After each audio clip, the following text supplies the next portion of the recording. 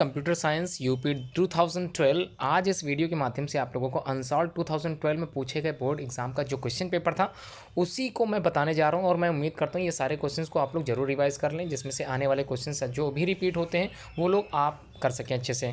तो वो सारे क्वेश्चन जो इंपॉर्टेंट है वो मैं बताता चलूँगा, उसको अच्छे से आप लोग प्रिपेयर करते चलिए वीडियो स्टार्ट करते हैं और सारे क्वेश्चन अच्छे से समझ लेते हैं।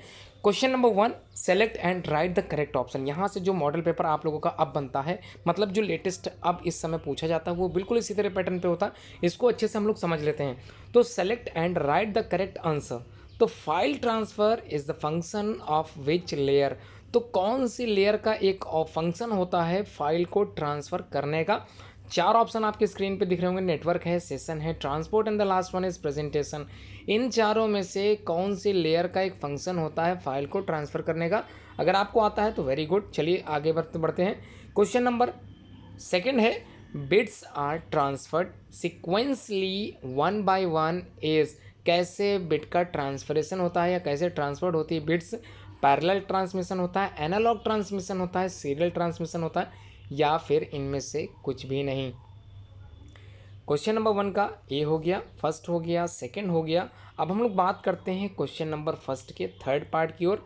Decimal value of binary number 1101 और इसकी बेस यूनिट 2 दे दी गई है, वुड बी कितनी होगी। मतलब यहाँ पर आपको जो क्वेश्चन दिया गया है बाइनरी नंबर में दिया गया है, इसको आपको बताना है कि ये डेसिमल वैल्यू कितनी होगी, इसकी कितनी होगी। आप लोगों को कन्वर्जन मेथड पता है, आप लोग अच्छे से कन्वर्ट कर सकते हो बाइनरी को इनटू डेसिमल में। आंसर आप लोग निकाल लोगे ऐसा मैं अनुमान लगा के चल रहा हूँ। फिर भी अगर कहीं डाउट है तो आप लोग कमेंट करके पूछ सकते हो। The command use for कॉपिंग any file with different names. तो आप लोगों ने डिस्क ऑपरेटिंग सिस्टम पढ़ा होगा, जानकारी की होगी। उसमें मेक डायरेक्टरी आप लोगों ने पढ़ा होगा, कैसे बनाते हैं डायरेक्टरी, किस प्रकार से कॉपी कॉन की सहायता से हम लोग फाइल बनाते हैं, किस प्रकार उसमें राइट करते हैं, कोई भी चीज़ किस प्रकार से लिखते हैं, कैसे सेव करते हैं। तो आप लोगों से सिंपल यहाँ पूछा गया the command use for the copy, मतलब कॉपी करने के लिए किसी भी फाइल को किस नाम से हम लोग यहाँ पर टैग लगाते हैं, किस नाम से हम लोग कमांड को यूज़ करते हैं। तो कमांड बताना है, पहला कमांड कॉपी है या फिर दूसरा कमांड सीपी है, तीसरा कैट है या फिर लास्ट में कॉपी फाइल करके। जैसा भी कमांड आप लोगों ने पढ़ा हो, जाना हो या फिर आपकी जैसी जानकारी हो आप लोग बताते चले। क्वेश्चन नंबर 5 फर्स्ट का, in C language the variable name start with. तो वेरिएबल को स्टार्ट करने के लिए हम लोग कौन से साइन का प्रयोग करते हैं, कौन से सिंबल का प्रयोग करते हैं, ये आपको पता होना चाहिए। तो सी लैंग्वेज की बात हो रही है, नंबर का स्टार्ट करते हैं, अल्फ़ाबेट से स्टार्ट करते हैं, एस सिंबल से स्टार्ट करते हैं, या फिर यहाँ पर हैशट्रिक्स का साइन यूज़ करते हैं। क्या ये सही होगा? जो भी आपको सही लगे तो वो आपको कमेंट बॉक्स में कमेंट करके बता देना है। कहीं कोई गलत होगा मैं बता दूंगा। आंसर ऑल पार्ट्स, मतलब यहाँ पर क्वेश्चन नंबर 2 जो कि एक नंबर के 5 आते हैं, इसको भी अच्छे से समझ लेते हैं। What is x Windows system. तो एक्स विंडोज सिस्टम क्या होता है ये मैंने अपनी वीडियो में आप लोगों को बताया था। मैं उम्मीद करता हूँ आप लोग रेगुलर वीडियो देखते जरूर होंगे, अच्छे से आप लोगों को पता होगा एक्स विंडोज सिस्टम क्या होता है। उसके बाद डिफाइन द इंटरनेट। तो इंटरनेट जो शब्द है ये अपने आप में ही एक अंतर्राष्ट्रीय जो है इस तरह से संबंधित एक नाम है। तो इंटरनेशनल नेटवर्किंग है, तो इसलिए अच्छे से समझ के इसको जरूर डिफाइन करें। What are the identifier, third question है, सी क्वेश्चन है सेकंड का। तो आइडेंटिफायर्स क्या होते हैं, किस प्रकार से आइडेंटिफायर वर्क करते हैं, ये आपको लिखना पड़ेगा। What are the header files. तो हेडर फाइल्स क्या होती है, नाम से लग रहा होगा, ऐसी फाइल जो हेड की तरह कार्य करती होगी उसको बोलते हैं हेडर फाइल। और फुटर फाइल भी आप लोगों ने पढ़ रखा होगा। तो यहाँ तो फिलहाल हेडर फाइल पूछी गई है, उम्मीद करता हूँ हेडर फाइल के बारे में आप लोगों को पता होगा। पांचवा क्वेश्चन जो एक नंबर का था, व्हाट इज ट्रुथ टेबल। तो ट्रुथ टेबल क्या होती है ये आप लोगों ने अच्छे से रिवाइज कर लिया होगा, पढ़ लिया होगा, समझ लिया होगा। तो ट्रुथ टेबल के बारे में सिंपल एक चार्ट बनाना है आप लोगों को, ट्रुथ टेबल लिख देनी है, इसी में आपको एक नंबर मिल जाएगा। ज़्यादा डिफाइन करने की कोई आवश्यकता नहीं है, सिर्फ बताना है ट्रुथ टेबल के बारे में। Answer all the part question number 3, 2 marks each, मतलब 5 क्वेश्चन होंगे, 2 नंबर के हैं। इसको अच्छे से समझाते हुए आप लोगों को लिखना। Right the name of the various types of communication and the explain any one of them. तो ध्यान रखिएगा, सिर्फ एक के बारे में एक्सप्लेन करना है और आपको बताना है कितने प्रकार की होती हैं, तो उनके नाम भी लिखना है। इसलिए क्वेश्चन ध्यान से समझें, आंसर को प्रॉपर वे में ही लिखें। कहीं पर भी जो भी क्वेश्चन पूछा गया उसके ज़्यादा बिल्कुल मत लिखने का प्रयास करें। कभी कभी बोर्ड में ऐसे भी क्वेश्चन आप लोग लिख देते हो जो पूछे नहीं जाते हैं, तो पूछे नहीं गए तो बिल्कुल नहीं लिखना है, कोई आवश्यकता नहीं है। सिंपल आप लोगों को लिखना, right the names of the various types of communication.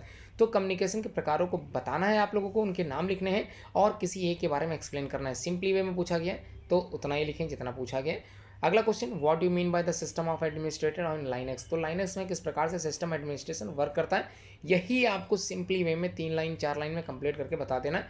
2 marks का क्वेश्चन है, बहुत ही ज़्यादा डिफाइन मत करें, बहुत ही ज़्यादा एक्सप्लेन मत करें, बहुत ज़्यादा लॉन्ग में मत ले जाएं। अपने आप में ही कंप्यूटर का पेपर थोड़ा सा ब्रॉड आता है, थोड़ा सा बढ़ के आता है, इसमें लिखना बहुत कुछ होता है, लेकिन उसमें लिखें जो लॉन्ग क्वेश्चंस होते हैं। तो शॉर्ट आंसर टाइप क्वेश्चन में सिर्फ आपको 4 से 5 लाइनें लिखनी होती हैं, इससे ज़्यादा बिल्कुल डिफाइन नहीं करना है। डिफाइन कर सकते हैं लेकिन अगर वो पॉइंट वाइज हो, तो इसलिए समय का ध्यान रखें। अगला क्वेश्चन है, write the names of the various constants in C. C में कौन से वेरियस कॉन्स्टेंट्स का हम लोग यूज़ करते हैं? Explain any one of them.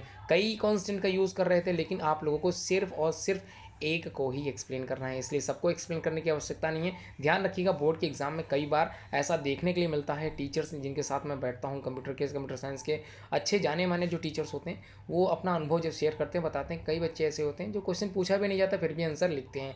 तो ऐसा बिल्कुल प्रयास मत कीजिए, नंबर बिल्कुल नहीं मिलने वाले एक्स्ट्रा में, हालांकि नंबर कटते बहुत हैं, इसलिए ध्यान से लिखना है जितना आपसे पूछा जाए। तो एनी वन एक्सप्लेन करना है, सब कुछ एक्सप्लेन करने की आवश्यकता नहीं है। शॉर्ट आंसर है, 2 नंबर का, बहुत ज़्यादा डीप में नहीं समझाना है। State the difference between the get character जो आपसे पूछा जा रहा है, तो GETCHAR और एंड स्कैन ऑफ का फंक्शंस क्या इस्तेमाल करते हैं, क्यों करते हैं, सिर्फ डिफरेंस बताना है गेट कार में और स्कैनअप में।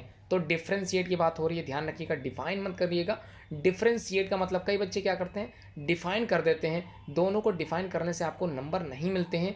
कारण क्या होता है, अगर क्वेश्चन में डिफ्रेंशिएट पूछा गया है मतलब दोनों में अंतर क्या है, सिंपल अंतर बताइए, उसको डिफाइन करने का प्रयास। यहाँ पर एक्सप्लेन द डिफाइन करने कोई क्वेश्चन नहीं पूछा गया, सिंपली वे में डिफ्रेंशिएट करने के लिए कहा गया है। ध्यान रखिए, कभी कभी सिमिलरिटीज़ पूछ ली जाती हैं, डिससिमिलरिटीज़ पूछ ली जाती है, तो यहाँ पर डिससिमिलरिटीज़ हैं, डिफरेंसेस हैं, तो डिफरेंसेस बताइए दोनों का क्या हो सकता है। उसके बाद लास्ट क्वेश्चन, थर्ड क्वेश्चन का सबसे लास्ट वाला, discuss the rules of the binary addition with example. तो बाइनरी एडिशन, जो किस प्रकार से आप लोग बाइनरी का एडिशन करते हो, उसका नियम क्या है, सिंपली वे में आप लोगों को नियम समझाना और उससे ज़्यादा कुछ करने की आवश्यकता नहीं है, सिर्फ एडिशन का ही नियम बताएं। इसलिए ध्यान रखें, मल्टीप्लिकेशन और सब्ट्रैक्शन ये सब कुछ नहीं बताएं, सिर्फ बाइनरी एडिशन का एग्जाम्पल के साथ आप लोगों को एक्सप्लेन करना है, तभी आपको नंबर मिलेंगे। क्वेश्चन नंबर 4 थोड़ा सा लॉन्ग में है, आंसर ऑल द पार्ट्स, सभी पार्ट्स करने अनिवार्य हैं, ऑप्शन कोई नहीं मिलने वाला। ध्यान से क्वेश्चन सुनिएगा, समझिएगा। Describe the merits. मेरिट्स मतलब आप लोग समझते हैं, खासियत लिखनी है आप लोगों को, प्रॉपर्टीज़ लिखनी है, कैरेक्टरिस्टिक्स फीचर लिखने हैं, एंड डीमेरिट्स। ठीक है, तो जो कमियां थी वो आप लोगों को बतानी, जो अच्छाइयाँ थी वो आप लोगों को बतानी, किस चीज़ की, आगे बढ़ लेते हैं। Of the wired and the wireless communication system. तो 2 तरह कम्युनिकेशन सिस्टम आप लोगों ने मेरी वीडियो में अच्छे से समझा था, एक वायर्ड सिस्टम था और उसके बाद एक वायरलेस कम्युनिकेशन सिस्टम था। दोनों को आप लोगों को मेरिट्स और दोनों की डीमेरिट्स लिखनी है। ध्यान रखिएगा, क्वेश्चन अच्छे से समझ के जाइएगा। 5 क्वेश्चन पूछे गए हैं, थोड़ा सा एक्सप्लेन करने के लिए पूछा गया है, तो बहुत ही ज़्यादा एक्सप्लेन करने की आवश्यकता नहीं, सिर्फ डीमेरिट्स और मेरिट्स ही लिखनी है आप लोगों को। क्वेश्चन नंबर 4 का बी है, what is the file transfer protocol, किस प्रकार से वर्क करता है। FTP, शॉर्टकट में आप लोगों ने FTP पढ़ा होगा, कभी कभी कंफ्यूजन के तौर पे ऐसे क्वेश्चन पूछे जा सकते हैं कि व्हाट इज़ द FTP। तो कई बच्चे फुल फॉर्म नहीं याद करते हैं, बिल्कुल याद करके जाएं। FTP का फुल फॉर्म ही होता है फाइल ट्रांसफर प्रोटोकॉल, और ये एक तरह का प्रोटोकॉल होता है जो वर्क करता है जब आप लोग इंटरनेट में शेयरिंग करते हैं। तो ध्यान रखिएगा, फाइल ट्रांसफर प्रोटोकॉल, और इसका एप्लीकेशंस कहाँ पर इस्तेमाल करते हैं, किस जगह पर इस्तेमाल करते हैं, स्टेट बतानी है इसकी, एप्लीकेशंस भी, तो उपयोग जरूर बताएं। उसके बाद क्वेश्चन नंबर 4 का सी है, explain the difference between the cat and the more command in the Linux. तो लाइनक्स में जो एक तो हो गया कैट, ठीक है, explain the difference between cat and more command. तो MORE एक कमांड है, तो कैट एंड मोर कमांड, ये 2 कमांड आप लोगों ने लाइनक्स में पढ़े थे, इन्हीं के डिफरेंशिएट आप लोगों को बता देना कहाँ पर किसका इस्तेमाल करते हैं, कैट का इस्तेमाल कहाँ करते हैं, मोर का इस्तेमाल कहाँ करते हैं, यही आप लोगों को बताना है, सिर्फ डिफरेंशिएट करने के लिए पूछा गया, इससे ज़्यादा कुछ डिफाइन मत करें। उसके बाद sketch the symbol of NAND and NOR gates, जो गेट्स होते हैं, and give their truth table, और इनकी टेबल भी बनानी है, ट्रुथ टेबल। तो ध्यान से बनाइएगा, समझ के स्केच करना the symbols of the NAND, symbol sketch करने हैं, ध्यान से समझिएगा, सिर्फ सिंबल को स्केच करना है, सिंबल को ही स्केच करना है दोनों के, और देयर ट्रुथ टेबल बनानी है, बस इतना करना है और उसके अलावा कुछ नहीं करना है। उसके बाद ई वाले क्वेश्चन में explain the recursion with example. तो रिकर्सन क्या होता है ये आप लोगों को एग्जाम्पल से ही समझाते हुए डिफाइन करना है, ठीक है, सिंपली वे में पूछा गया। क्वेश्चन नंबर 5 ऑल करना है, सभी करने अनिवार्य है, थोड़ा सा लॉन्ग हो गया। Discuss the classification on the function, right any 2 of functional and explain any 1। तो right names of any 4 functions, किसी 4 फंक्शंस के नाम लिखिए और उनमें से किसी एक फंक्शन को एक्सप्लेन कर दीजिए। सिंपली वे में पूछा गया है, तो क्लासिफिकेशंस ऑफ फंक्शंस के क्लासिफिकेशन बताने हैं और उनके नाम लिखने हैं और एक्सप्लेन कोई एक करना है। ध्यान से क्वेश्चन पढ़िएगा, बिल्कुल ध्यान से पढ़ने की आवश्यकता है। कंप्यूटर साइंस एक ऐसा विषय होता है जो कि हार्ड मार्किंग वाला सब्जेक्ट रहता है। इसमें अगर आप लोगों ने प्रोग्रामिंग में एक भी चीज़ मिस्टेक कर दी तो नंबर कटने स्वाभाविक हैं, इसलिए ध्यान रखिएगा। अगर साइंस से कंप्यूटर साइंस विषय लिया है तो बेसिक जो गलतियाँ करते हैं स्टूडेंट वो गलती मत दोहराएं। क्वेश्चन जो पूछा गया सिर्फ उसी को डिफाइन करें, अलग से मत करें। Write a program in C language which print first 10 odd numbers. तो मैंने एक वीडियो बनाई थी जिसमें सी लैंग्वेज के प्रोग्राम्स बताए गए थे। उसमें काफ़ी सारे प्रोग्राम्स थे, 25 प्रोग्राम्स मुझे याद है मैंने बताए थे। उन्हीं प्रोग्राम्स को आप अच्छे से समझ लें। कॉमन प्रोग्राम्स थे, सब में एक ही तरह की बातें कही गई थी, बस सिंबल थोड़े बहुत यूज़ किए गए थे, फंक्शंस थोड़े बहुत अलग से यूज़ किए गए थे। वही थोड़ा सा दिमाग में बैठाना है और क्वेश्चन आप लोगों को बी में कर लेना है। क्या करना है, एक प्रोग्राम तैयार करना है सी लैंग्वेज का विच प्रिंट करता है फर्स्ट 10 ऑड नंबर्स को। तो फर्स्ट 10 ऑड नंबर प्रिंट कराने का आपको प्रोग्राम तैयार करना है। क्वेश्चन समझ में आ गया होगा। क्वेश्चन नंबर 5 का सी पढ़ लेते हैं। एक्सप्लेन इन डिटेल में बताना the structure of the Linux operating system. तो structure of Linux operating system 4 number का क्वेश्चन है। ऐसा मैं सोच के चल रहा हूँ कि आप लोग इसको एक्सप्लेन करके ही लिखोगे, क्योंकि लॉन्ग है ये अपने आप में ही। तो अच्छे से डिफाइन करिए। लाइनक्स का स्ट्रक्चर बनाना है, ऑपरेटिंग सिस्टम जो आप लोगों ने पढ़ रखा है लाइनक्स के बारे में, वही सब कुछ बताना है। Answer all the parts. अब जो क्वेश्चन आ रहे 6 के वो भी वैसे ही हैं जैसे आप लोगों ने ऊपर देखे थे। लॉन्ग क्वेश्चन टाइप क्वेश्चन ये भी हैं। तो name and describe various types of file. तो फाइल्स जो वेरियस टाइप्स की आप लोगों ने पढ़ रखी थी उसी को डिस्क्राइब करते चलना है। सब कुछ बताना है इसमें जो भी आप लोगों ने टाइप्स ऑफ फाइल के बारे में पढ़ रखा हो। उसके बाद 6 का भी explain with the example how an array is declared and initialised. किस प्रकार से इनिशियलाइज होता है और किस प्रकार से डिक्लेयर्ड होता है, ये आप लोगों को एरे के बारे में बताना है। ये हो गया। अब बात करते हैं सी की। तो state the D Morgan's law and prove them with the help of truth table. तो डी मॉर्गन का नियम क्या है ये आप लोगों को अच्छे से समझ लेना है और प्रूफ कर देना है किस प्रकार से ये हेल्प करता है ट्रुथ टेबल बनाने में। तो समझ में आ गया, सिंपली वे में पूछा गया। अब जो क्वेश्चन है वो थोड़ा सा और ज़्यादा लॉन्ग में है, इसलिए अच्छे से लॉन्ग क्वेश्चन तैयार करें। इन्हीं लॉन्ग क्वेश्चन में से ही कई शॉर्ट क्वेश्चन भी पूछे जा सकते हैं। पहला जो लॉन्ग क्वेश्चन है 7th का, what do you mean by the string manipulation. तो स्ट्रिंग मैनिपुलेशन क्या होता है, describe with example of the function और star CPY and the string STR CMP functions का इस्तेमाल आप लोगों ने कहाँ पे किया था एंड एक्सप्लेन करना है इन दोनों के डिफरेंस को बिटवीन देम। मतलब दोनों के डिफ्रेंशिएट भी लिखने हैं आप लोगों को। अगर ये नहीं आता है तो आप लोगों के लिए अच्छी बात है, राइट प्रोग्राम लिखने के लिए पूछा जा रहा है सी लैंग्वेज का बाय यूजिंग स्टैंडर्ड फंक्शन का इस्तेमाल। ध्यान रखिएगा, स्टैंडर्ड फंक्शन का इस्तेमाल करना है आप लोगों को which make one string by joining 2 separate string. ध्यान रखिएगा, क्वेश्चन में जैसा कहा गया बिल्कुल वैसे ही करना है। State also the output that will appear और रनिंग द प्रोग्राम, और उसको रनिंग करते हुए दिखाना है। अब ये नहीं कि कंप्यूटर रख के दिखाइए, बिल्कुल नहीं ऐसा है। आउटपुट आपका वही सेम आना चाहिए कि क्या आउटपुट आएगा। उसके बाद question number 8, right the names of the main elements of the computer network and describe all of them in brief. तो ब्रीफ में डिफाइन करना है। समय आपके पास प्रॉपर रहेगा, 3 घंटा 15 मिनट का पेपर आप लोगों को दिया जाएगा। 15 मिनट में आप लोगों को पेपर अच्छे से समझना है, कहीं कोई मिस्टेक ना हो। अगर कोई ऐसी समस्या होती है जो क्वेश्चन आप लोग नहीं समझ पा रहे तो आप लोग बोर्ड के जो वहाँ पर सेंटर इन्विजिलेटर होगा उसको आप लोग बता सकते हो। उसके बाद give a comparative study of the merits and the demerits of the LAN and वैन। सिंपली में पूछा गया लैन और वैन का मेरिट्स एंड डीमेरिट्स। तो एक्सप्लेन और क्या करना था इसमें, क्वेश्चन सिर्फ इतना नहीं है, कंपेरेटिव स्टडी नहीं है केवल करनी। ध्यान रखिएगा, right the names of the main element of computer network के जो मेन एलिमेंट होते हैं वो भी आप लोगों को लिखना है, तब जाके डिस्क्राइब करना है इन ब्रीफ में। और उसके बाद आप लोगों को give a comparative study of merits and demerits of the LAN and वैन। थोड़ा सा बड़ा क्वेश्चन है, 8 नंबर भी हैं इसके, तो इसलिए ध्यान से पढ़िएगा, क्वेश्चन अच्छे से समझ के ही उत्तर दीजिएगा। अगर नहीं आता है तो आपके सामने एक और क्वेश्चन है और करके वो कर सकते हैं आप। कैसे करना है, 2-2 नंबर के 4 क्वेश्चन आप लोगों को शॉर्ट नोट में मिले हैं, ये अच्छे से करिएगा। मुझको उम्मीद है आप लोगों को चारों आते होंगे। नेटवर्क टोपोलॉजी मैंने खुद पढ़ाई है, नेटवर्क टोपोलॉजीज कई प्रकार की होती हैं, आप लोगों को जानकारी होगी। ईमेल, कहाँ पर ईमेल शब्द का प्रयोग हम लोगों ने किया था, कैसे डिफाइन करना है ये आप लोग जानते हैं।